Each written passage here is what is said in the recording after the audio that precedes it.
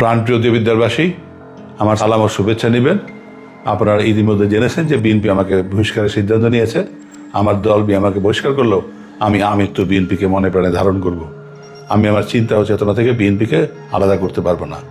আমি আমৃত্যু বিএনপির একজন একনিষ্ঠ কর্মী হিসাবে বেঁচে থাকব।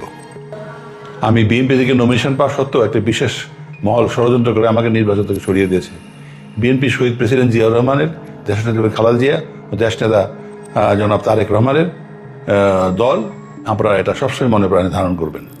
তাই দেবিদ্বার বিএনপির আপামর কর্মী ও সমর্থকদের বৃন্দের প্রতি আমার আবেদন, যেহেতু আমার অবর্তমানে বিএনপি তার ট্রাক মার্কার প্রার্থীকে সমর্থন দিয়েছে, সেহেতু আপনারা সবাই ট্রাক মার্কার প্রার্থীকে জয়যুক্ত করে সমর্থন দিবেন এবং তাকে ভোটের মাধ্যমে জয়যুক্ত করে এই কুমিল্লা 4 আসনে দেশনেতা জনাব তারেক রহমানকে উপহার দিবেন।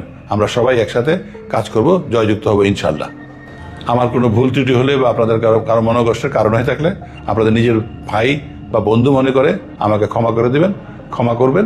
আর বিএনপি জিন্দাবাদ, সাত বাংলাদেশ জিন্দাবাদ।